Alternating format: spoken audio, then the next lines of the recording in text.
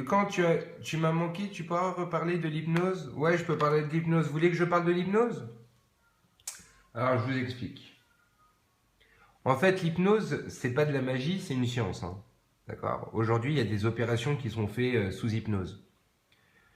Des opérations légères où les gens ne veulent pas avoir recours à l'anesthésie générale, donc ils font de l'hypnose. L'hypnose, ça permet de traiter des choses qui sont enfouies dans ton subconscient. Par exemple, quand tu as peur des rats, c'est probablement parce que quand tu étais petit, tu as descendu tes poubelles et que tu es tombé sur un gros rat et depuis tu as peur. Ou alors si tu as peur des chiens, tu as une phobie des chiens, c'est parce que tu t'es fait mordre ou que tu as vu un film. Peu importe. Ou que ta mère elle-même t'a transmis sa phobie. C'est rentré dans ton inconscient. Et ben par l'hypnose, on arrive à soigner ça très facilement, en suggérant des choses à l'inconscient. Comment on a réussi à prouver qu'il y avait un inconscient? C'est très simple, c'est Freud qui l'a fait il a commencé à le faire dans 5 leçons sur la psychanalyse et aussi dans Introduction à la psychanalyse, mais surtout dans 5 leçons à la psychanalyse. Qu'est-ce qu'il a fait? Il a commencé à parler des rêves. Non, il a commencé à parler des lapsus. Il a montré que quand on parle, parfois on dit d'autres choses qui sont vraisemblables. Mais en réalité, on se rend bien compte que c'est quelque chose qui est tiré de ton inconscient, qui a dit un mot à la place, mais qui avait quand même un rapport. Il y a des lapsus écrits, il y a des lapsus oraux. D'accord? Ensuite, il parle des rêves. Il faut savoir dans les rêves qu'il y a quelque chose de très important.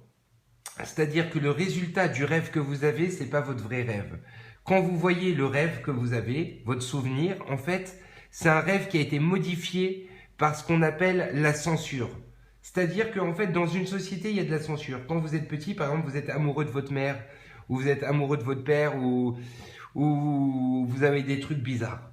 Mais la société te pousse, il y a des limites absolues. Et quand tu dors, eh ben, si tu veux, ton inconscient, t'as tes vrais rêves. L'idée de base, c'est tes vrais rêves. Par exemple, une fille, elle rêve de se faire baiser par plein de mecs. Mais elle peut pas se l'avouer. Alors, qu'est-ce qu'elle va rêver? Elle va rêver qu'elle est poursuivie par plein d'hommes qui la pourchassent avec des armes ou des trucs pointus. C'est souvent ça, un rêve de fille qui se fait baiser. Tu vois? Et en fait, donc, tu as le rêve. J'ai oublié les termes, hein, parce que ça fait longtemps que j'ai pas lu 5 leçons sur la psychanalyse.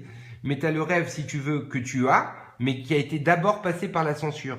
Et si vous réfléchissez bien, des fois, dans vos rêves, il y a un moment où on va te dire un truc important, où on va te dire quelque chose et t'entends un train, ou t'entends plus, il n'y a plus de son. Tu vois, t'as un problème pour entendre ce qu'on te dit, le message. Eh ben, c'est parce que c'est la censure qui travaille complètement, non seulement sur l'idée du truc, c'est-à-dire que ça n'a plus rien à voir, mais aussi même sur le message crypté, il est encore plus crypté.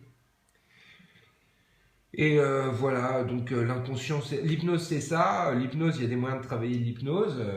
L'hypnose existe. Après, l'hypnose de spectacle, c'est de la connerie. Et tu peux pas être. Et il faut savoir qu'on est en état hypnotique plein de fois dans la journée. Quand on conduit, on est dans un état hypnotique. On arrive à penser à autre chose, on a l'esprit dégagé, mais on est quand même un œil sur la route au cas où.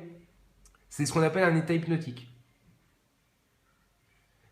Quand tu n'arrives pas à courir dans ton rêve, je ne suis pas un spécialiste de l'interprétation des rêves, et même je ne crois pas en l'interprétation des rêves, sauf en certains trucs très classiques, comme les femmes qui se font attaquer par des trucs longs, c'est des rêves de baise, ça on le sait. Voilà les gars, j'ai répondu à vos questions, c'est bon? Mesmer, c'est un charlatan, je sais pas qui c'est Mesmer, frère. Excuse-moi. Gros, j'ai l'adresse à chercher et plein d'infos sur ce bolos. Ben, envoie-moi sur mon Gmail si c'est possible, merci beaucoup. Quand tu fumes, t'es hypnotisé? Non, absolument pas. Mais par contre, ouais, t'es dans un état plus facilement hypnotique, oui. Ça, c'est vrai. L'hypnose, c'est vrai, mais évidemment que c'est vrai, je viens de vous expliquer. L'hypnose, c'est tout à fait réel. Mais on peut pas te faire faire des choses que t'aimes pas. Par contre, on peut t'induire des choses directement dans ton inconscient pour te soigner sur des phobies, pour arrêter de fumer, pour plein de choses.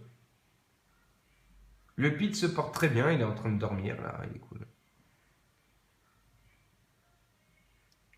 T'as vu les paroles de Booba sur la Palestine en feat avec la crime? Non, j'ai pas vu. Mais vous pouvez faire une séance d'hypnose tout de suite chez vous, hein. Ça marche très bien. Vous tapez séance d'hypnose pour la relaxation, vous allez tomber sur Benjamin Lubvaski qui va vous endormir à travers votre écran. Par contre, il faut que vous soyez détendu, hein. Ok? Il faut que vous soyez détendu et que vous jouiez le jeu à fond. Si vous écoutez de la musique en même temps, vous n'allez pas être hypnotisé. Vous tapez hypnose pour la relaxation, Benjamin Lubzanski. Vous tapez juste hypnose pour la relaxation, Benjamin. Ok? Bon, après, c'est peut-être pas aussi bien que si tu le fais en vrai, mais si tu répètes 2-3 fois, ton cerveau va commencer à mieux marcher au niveau de l'hypnose. Ça marche moins bien la première fois que si tu le fais 3 fois. Faites-le pendant 3 jours, vous allez voir, la troisième fois, vous allez être hypnotisé. Il y a moyen d'hypnotiser les Arabes pour qu'ils rentrent chez eux? Non, par contre, il y a moyen de payer des charters. Je vais devoir écouter plusieurs fois Hulcan pour comprendre.